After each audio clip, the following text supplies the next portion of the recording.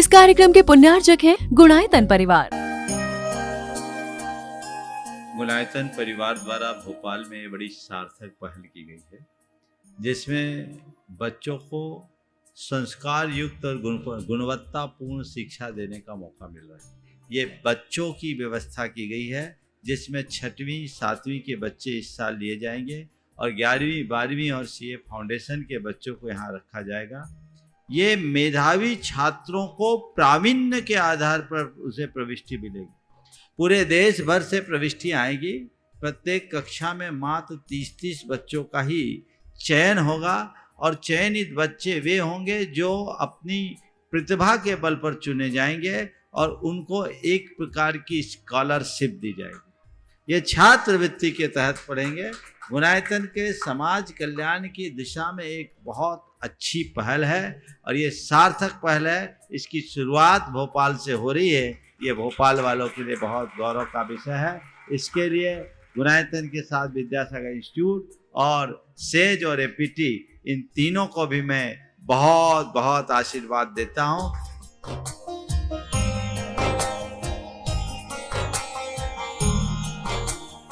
एक आदर्श और व्यवस्थित दिनचर्या का लक्ष्य प्राप्ति में बहुत बड़ा योगदान होता है।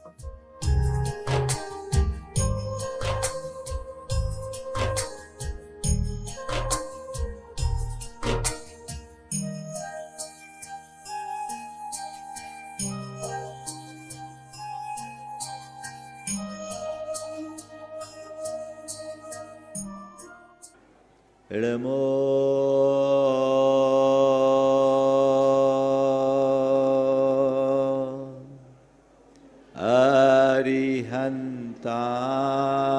अरिहन्ताणम् नमो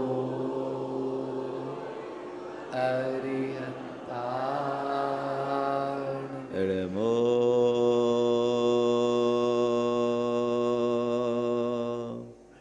सिद्धाणम् नमो सिद्धाणम् इडमो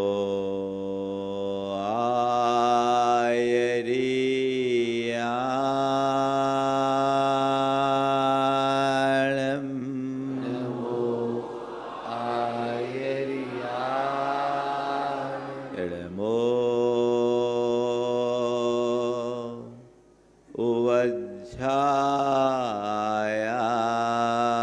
उवज्झायाणम् नमो उवज्झायाणम्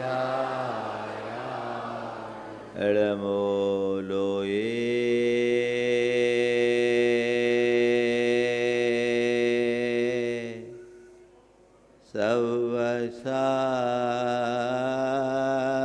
सवसाहुनम् नमो लोये सवसाहुनम् एसो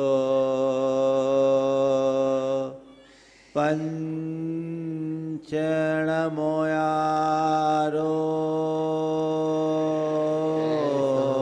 पंच नमो यारो सवपाव पणाशनो पावपणासिनो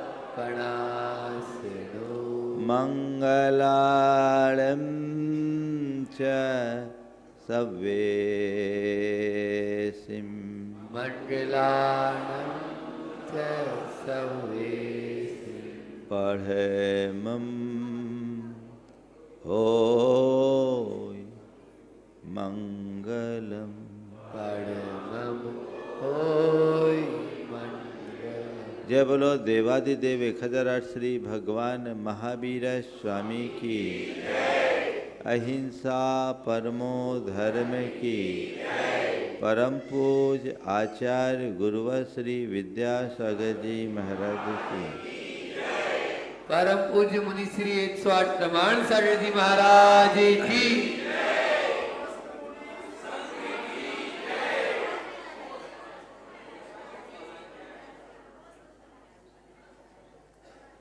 शिष्य ने गुरु से पूछा,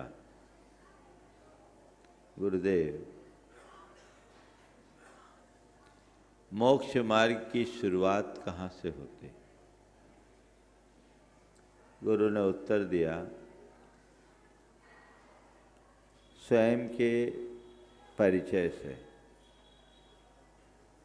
उसने दोबारा सवाल किया, उसकी पूर्णता कैसे होती? गुरु का उत्तर था, स्वयं की उपलब्धि में। मोक्ष मार्ग और कुछ नहीं, स्वयं की पहचान से स्वयं की प्राप्ति तक का मार्ग है। अगर हम अपने आप को धर्म क्षेत्र में आगे बढ़ाना चाहते हैं तो सबसे पहली शुरुआत स्वयं की पहचान से होनी चाहिए। हम लोग धार्मिकता को अपनाते हैं। यहाँ जितने लोग बैठे हैं वे सब के सब धर्मी हैं, अधर्मी कोई नहीं। लेकिन ऐसा बहुत कम लोग जानते हैं कि ये धर्म हम किसके लिए कर रहे हैं। मेरा ये जो धर्म है वो किसके लिए, मैं किस लिए कर रहा हूं।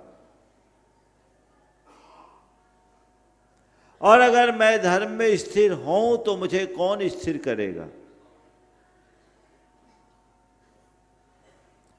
कल देवरी में मैंने 4 सवाल आप लोगों को दिए थे।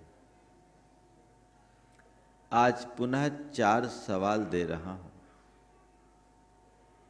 जो हमारे जीवन को सही दिशा देता है, हमारी दशा को परिवर्तित करने वाला है, जो हमारे जीवन में स्थिरता और आनंद को भरने वाले हैं। ये 4 सवाल प्रत्येक व्यक्ति को रोज अपने मन से पूछना चाहिए। मैं कौन हूं? मेरा क्या है? मैं क्या कर रहा हूं? मुझे क्या करना चाहिए? क्या सवाल है? पहला सवाल, दूसरा मेरा क्या है, तीसरा और चौथा। ये सवाल कहाँ शंका समाधान में पूछोगे? कहाँ पूछना है? अपने आप से पूछो, मैं कौन हूं। अभी आपसे पूछूंगा तो आप तो रटा रटाया शास्त्रीय उत्तर दे दोगे, है ना। अभी बोलूंगा कौन हो तो महेंद्र कहेगा आत्मा हूं, है ना। पर ख्याल किसका है? मैं अपने आप को किस रूप महसूस कर रहा हूं, किस रूप जान रहा हूं, किस रूप मान रहा हूं। जानो कौन हूं मैं। बोलो, थोड़ी देर आंखें बंद करो और अपने अंदर उतर के देखो मैं कौन हूं। तो क्या सबसे पहले क्या उत्तर आता है? सबसे पहले जबान पर वो नाम आ जाएगा जिससे हमें पुकारा जाता है ना। मैं कौन हूं? तो मैं ये हूं, मैं वो हूं, मैं ऐसा हूं, मैं वैसा हूं की बातें हमारे मन मस्तिष्क में घूमती है।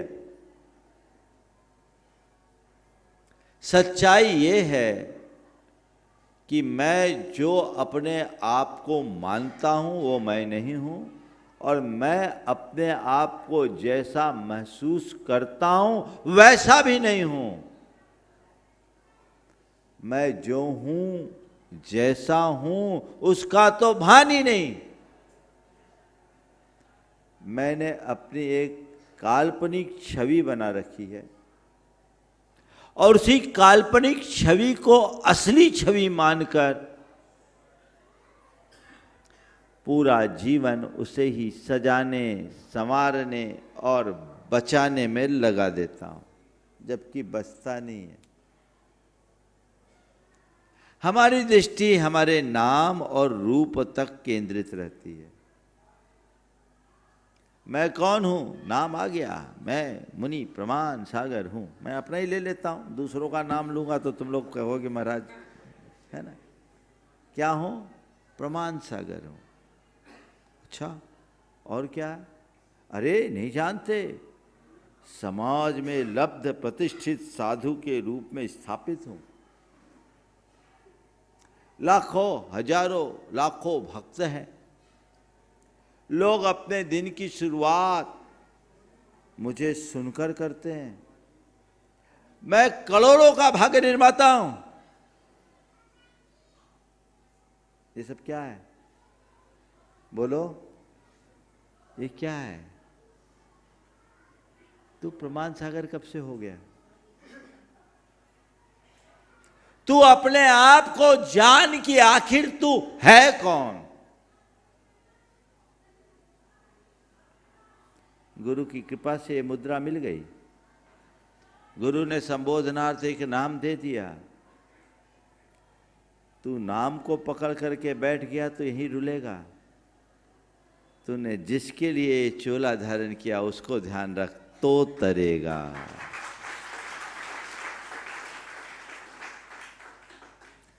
यही दृष्टि हर व्यक्ति की होनी चाहिए। जो नाम जुड़ा है वह केवल व्यवहार चलाने का एक माध्यम है, क्योंकि व्यवहार में एक दूसरे के संबोधन के लिए हमें किसी न किसी नाम का आलंबन लेना पड़ता है। पर नाम मैं नहीं हूं, न मेरा कोई नाम है। और मैंने अपनी ये जो पर्सनालिटी बना रखी है, जो रूप मैंने बना रखा है, ये मेरी एक काल्पनिक अवधारणा। ये रूप कहां से मिला? रूप की कहानी को पलट करके देखो, कहां से शुरुआत हुई इस रूप की? मां के पेट से। अंत कहां होगा? चिता की राख में। यही कहानी है ना? बोलो, मां के पेट से इस रूप की प्रक्रिया शुरू होती है और चिता की राख में इस रूप का अंत होता है। फिर ये रूप क्या? जिससे मैं 24 घंटे सजाने संवारने में लगा रहता हूं। रूप कहां? मेरा रूप कहां? संत कहते हैं न तो तुम्हारा कोई नाम है, न ही तुम्हारा कोई रूप है। न तुम नाम रूप हो, न रूप रूप हो। तुम अनाम अरूप हो, वही तुम्हारा स्वरूप है। अपने उस अनाम अरूप स्वरूप को पहचानने की चेष्टा करो। जिस दिन उसे जान लोगे ना, तो तुम्हारे अंदर ना अहंकार रहेगा, ना आसक्ति। क्योंकि बाहर की जो चीजें हैं वो बनती बदलती रहती है, मिटती रहती है, वो सब क्षण भंगुर है। लेकिन जो मैं हूं वो अजर अमर अविनाशी हूं। उस शाश्वत सत्ता को पहचानो, उसे जानो मैं कौन हूं। ये बाकी बातें केवल बाहर बाहर की बातें हैं। जो असल है वो भीतर है। जिस दिन उस भीतरी तत्व को जान लोगे, जीवन निखर जाएगा। मैं कौन हूं? जिस रूप में मुझे जाना जा रहा वो मैं नहीं, जिस रूप में मुझे माना जा रहा वो मैं नहीं हूं। जिसके बल पर मैं जान रहा हूं वो मैं हूं। गुरुदेव से एक बार मैंने पूछा, जब मैं ब्रह्मचारी था, गुरुदेव सामायिक में ध्यान कैसे करूं, मन नहीं लगता, इधर उधर भागता। गुरुदेव तो गुरुदेव थे, उनने एक छोटा सा सूत्र दिया। बोला बस अपना ध्यान करो। बोले अपना ध्यान कैसे करूं? बोले बोलो, जो दिख रहा वो मैं नहीं, जो देख रहा वो मैं हूं। क्या है? जो दिख रहा है वह मैं नहीं, और जो देख रहा है वह मैं हूं। बोलो, हमारा ध्यान दिखने वाले पर है या देखने वाले पर? दिखने वाले पर जब तक तुम्हारा ध्यान रहेगा दुखी बने रहोगे। जिस दिन देखने वाले पर ध्यान रखोगे, केंद्रित करोगे, सुखी हो जाओगे। दिखने वाला नश्वर है, देखने वाला शाश्वत है।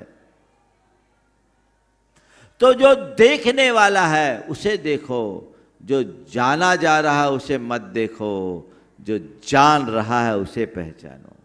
जिसके बल पर तुम जाने जा रहे हो उसे पहचानो। मैं कौन हूं? एगो में शासदो आदा, नान दंसन लखनो। मैं एकमात्र शाश्वत आत्मा हूं। जानना देखना मेरा लक्षण है। शेषा में बाहिरा भावा सब्बे संजोग लक्षणा। उसके अतिरिक्त बाहर के जितने भी पदार्थ हैं वे सब संयोग लक्षण वाले हैं। संयोग से मेरे पास हैं, मेरे नहीं है। न मैं तद्रूप हूं न वो मेरे है। अभी क्या है? अरे मैं ये हूं, मैं वो हूं। और जो मैंने अपने आप को मान लिया, अब पूरी चेष्टा उसे ही संभालने में है। मैं समाज का एक प्रतिष्ठित व्यक्ति हूं, मेरी प्रतिष्ठा का सवाल है। तेरी कौन सी प्रतिष्ठा है भैया, ये तो बता। अरे मेरा नाम खराब ना हो जाए, कितने दिन नाम चलेगा ये तो बता। ये बताओ, हम जितने लोग यहाँ बैठे हैं, कितने लोग हैं यहाँ पर जिनको अपने परदादा का नाम पता है? केवल परदादा तक जा रहा हूं। दो चार हाथ उठाना, हाथ उठाओ देखें। परदादा का नाम जानने वाले गिनूंगा तो 20 आदमी मिलेंगे। और सरदादा का एक का दुक्का हाथ उठ रहे, वो उनके घर में बंसावली टंगी होगी तो टांग रखी होगी। अब बोलो, 100 वर्ष बाद कोई किसी को नहीं पहचानता। किसको नाम, किसका नाम? आए सब चले गए। कल हमारी भी यही कहानी होगी।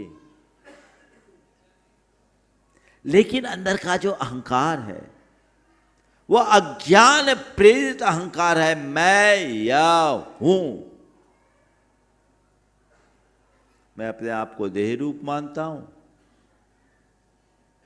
और या अपने आप को अन्य भौतिक उपलब्धियों से जोड़कर तद रूप मानता हूं। मैं सुखी हूं, मैं दुखी हूं, मैं अमीर हूं, मैं गरीब हूं, मैं राजा हूं, मैं रंक हूं, मैं विद्वान हूं, मैं मूर्ख हूं, मैं रूपवान हूं, मैं कुरूप हूं। ये सब क्या है? ये मेरे मन का भ्रम है। यही अहंकार का जन्मदाता है। और जब मैं अपने आप को ऐसा मान लेता हूं तो फिर उसको सुरक्षित करने के लिए, उसकी पुष्टि के लिए मेरेपन का विस्तार करता हूं। मैं बड़ा हूं तो मैं बड़ा कब होऊंगा? जब मेरे पास जितने बड़े ठाठ होंगे। तो मैं के साथ मेरा जुड़ जाता है, और जहां मेरा आता वहां तेरा होता है, और जहां मेरा और तेरा होता वहां पूरा जीवन मेरा तेरा में बीत जाता है, तेरा मेरा चलता रहता है। यही द्वंद्व है। और जब तक मेरे तेरे का द्वंद्व है तब तक जीवन में आनंद नहीं हो सकता। आनंद केवल उसके जीवन में होता है जो सब द्वंद्व से मुक्त हो जाता है। जानो मैं कौन हूं। भावना भाव को हम सोहम, प्रवचन में तो बोल रहे हैं सोहम, और बाहर जाओ तो खो हम। सब भूल जाते, सब खो गए। कुछ भी करो, अपनी प्रतीति बनाओ। आप लोग फिल्में देखते हो, देखते हो? आप देखते हो जितने भी एक्टर्स होते हैं कई तरह के रोल करते हैं, और जो वो रोल करते हैं उसमें ऐसा लगता है मानो असल में यही रोल है, ये असली है लगता है। लेकिन उनको क्या लगता है? वो रोल और रियल के भेद को जानते हैं। क्या जानते हैं? रोल और रियल के भेद को जानते। मान लो कोई अच्छा एक्टर है, वो भिखारी बन गया। क्या बन गया? और जिस समय वो भिखारी बनता है तो ऐसा रोल निभाता कि देखकर सबका हृदय द्रवीभूत हो जाए, होता है। पर बोलो, अपने आप को भिखारी मानता है क्या? क्या मानता है? बोलो, थोड़ा जोर से तो बोलो।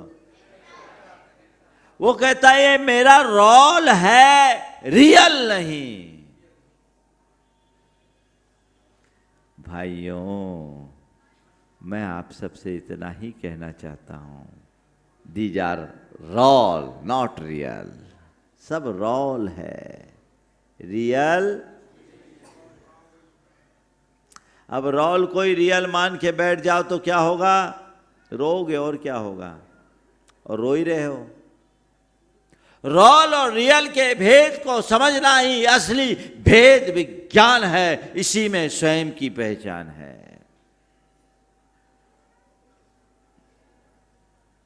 अहमिको खलु शुद्धो दंसन नान मय्यो सयारूबी नव्याथि मज्ज किंचिवी अन्नम परमाणु मित्तम्पि। मैं एकमात्र शुद्ध जानने देखने वाला ज्ञाता दृष्टा आत्मा हूं। मुझसे पृथक जगत का एक परमाणु भी मेरा नहीं है। ये सच है कि झूठ? हाँ, सच है। अब मुंह से तो बोल रहे हो सच, अंदर क्या सच दिखता है? अंदर सच क्या दिखता है? अंदर तो वही दिखता है जिसे हमने अपने साथ जोड़ रखा है। संत कहते बस जिस भूमिका में जी रहे हो जियो, रोल मिला है रोल निभाओ, लेकिन रियल को याद रखो। तुम्हें देखकर दूसरे आंसू बहा दे, पर तुम्हारे अंदर आनंद की लहर होनी चाहिए। बोलो, वो एक्टर भिखारी भी बन जाता है, लोग उसको देखकर सहानुभूति प्रकट करते हैं, कई लोग रोते हैं, पर उसको इस बात का आनंद आता है कि मैंने अपना रोल अच्छा किया, है ना? तो जीवन ऐसा जियो जिसमें अंदर स्थिरता और आनंद हो। भेद विज्ञान के बल पर ही ये क्षमता हासिल कर पाओगे। मैं कौन हूं, ये सवाल अपने मन से पूछो, और मेरा क्या है इसे जानो। क्या है मेरा? बोलो, कुछ है? हाँ, है? थोड़ा जोर से तो बोलो। कुछ भी नहीं है ना? फिर किसके चक्कर में लगे हो? किसके चक्कर में लगे हो?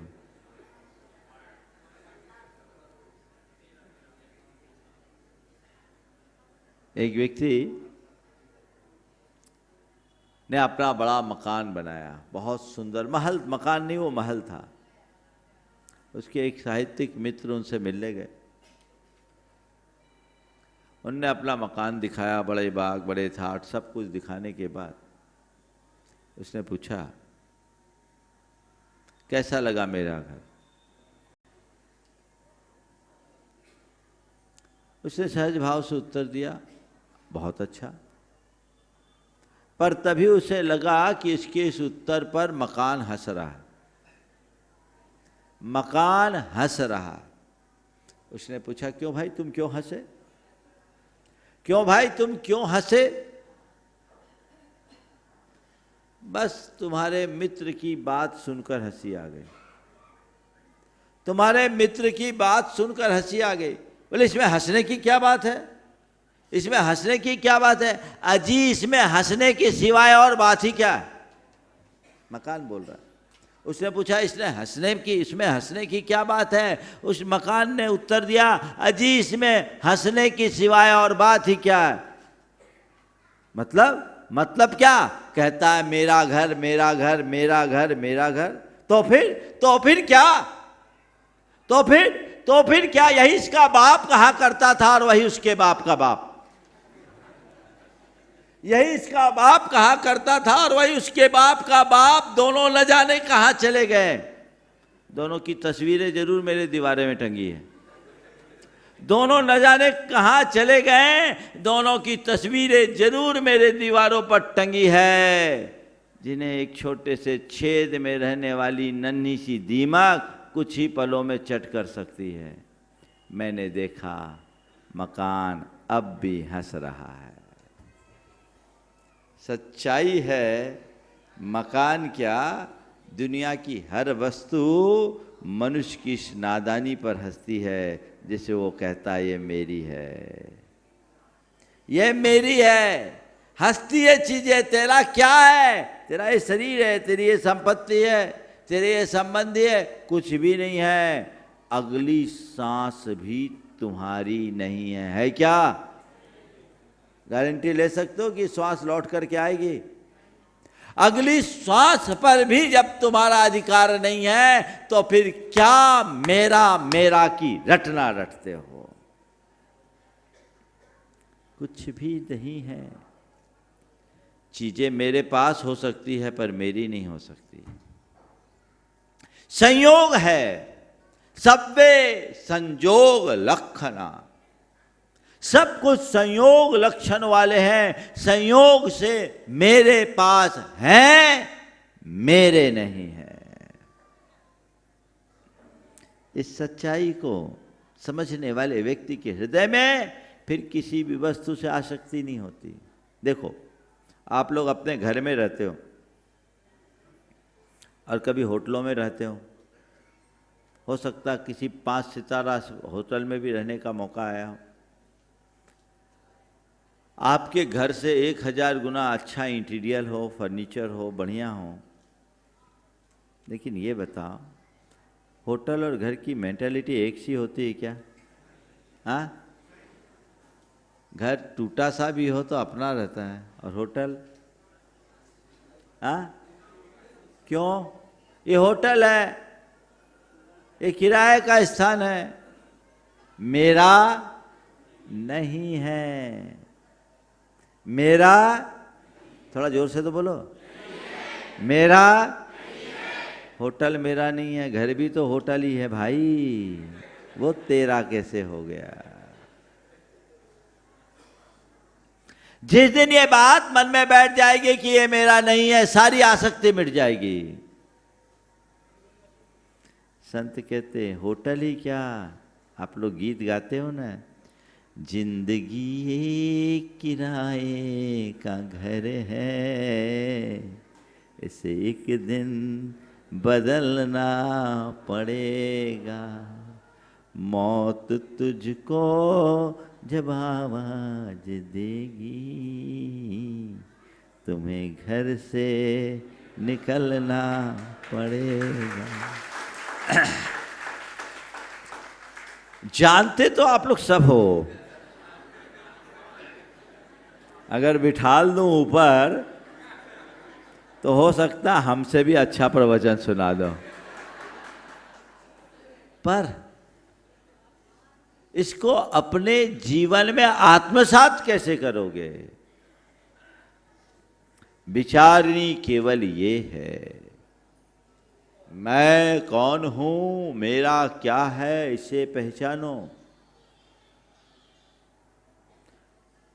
स्वरूप का बोध रखो और संसार के सारे संयोगों को अपने से भिन्न मानो। ये समझो ये केवल रोल है, रियल नहीं। और रोल देने वाला कर्म और कर्मजन संयोग है।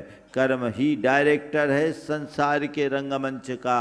वो तुम्हें चाहे जैसा रोल दे सकता है, निभाना है। और देखो दुनिया में और कर्म के चक्र में एक अंतर है। कोई फिल्म स्टार को कोई रोल लेना है नहीं लेना है, ये फिल्म साइन करना है नहीं करना है, ये उसकी मर्जी पर निर्भर है। पर यहाँ तो एक तरफा एग्रीमेंट है, जो रोल मिले वही निभाना है, उसी में जीना है।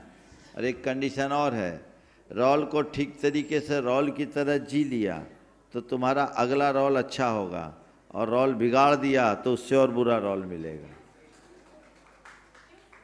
है ना।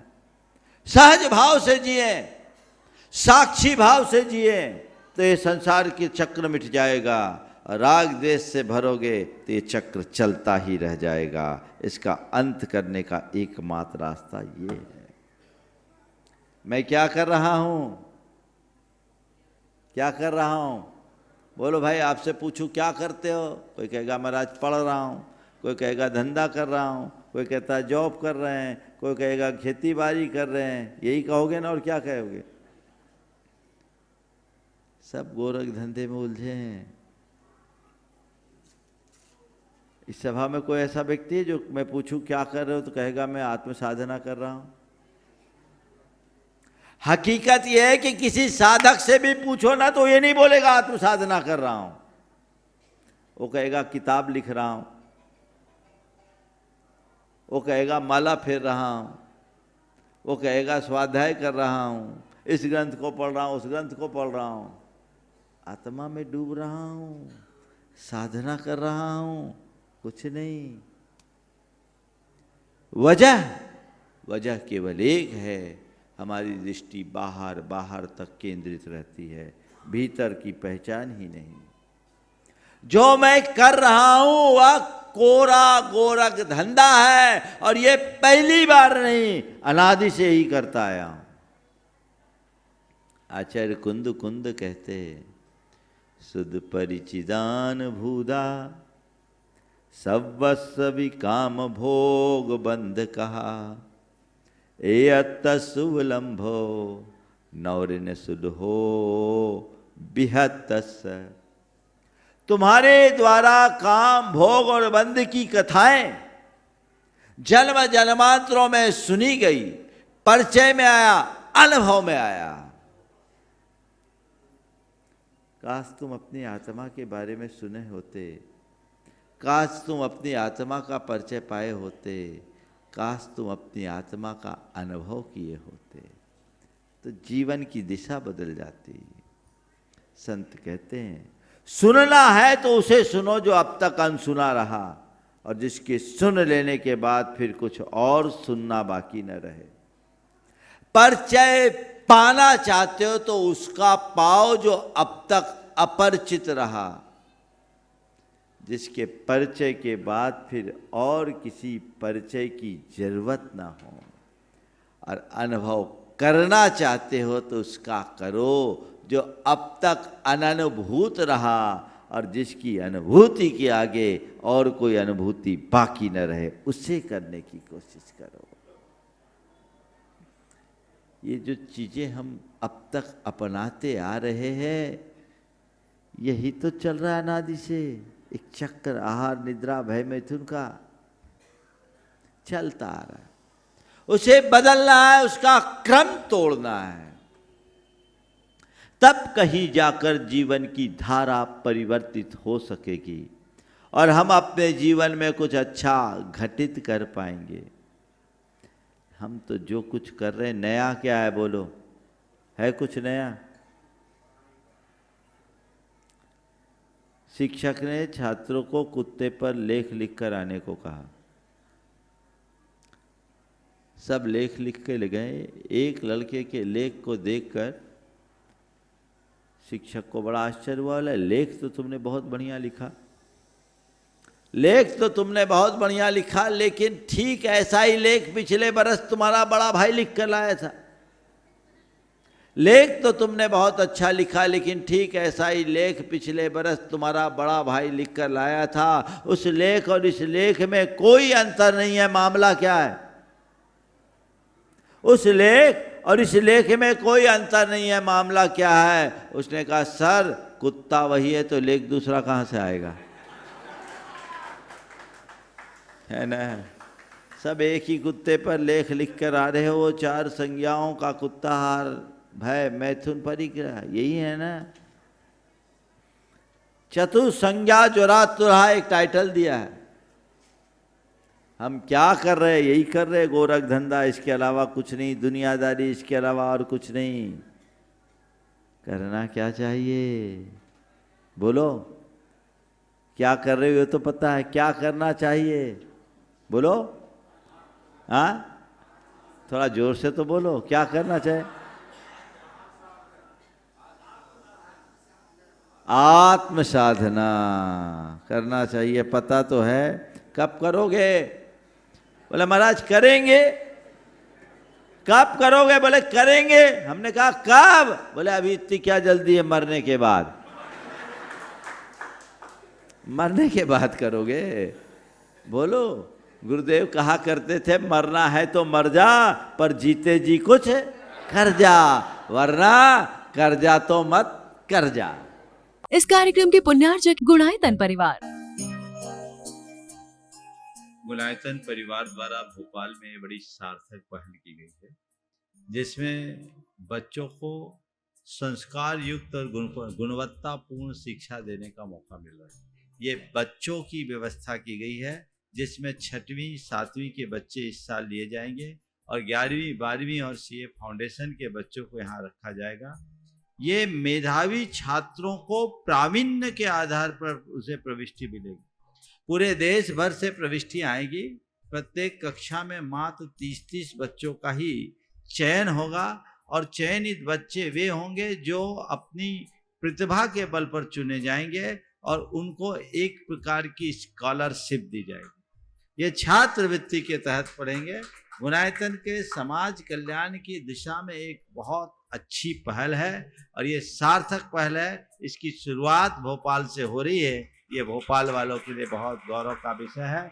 इसके लिए गुणायतन के साथ विद्यासागर इंस्टीट्यूट और सेज और एपीटी, इन तीनों को भी मैं बहुत बहुत आशीर्वाद देता हूँ।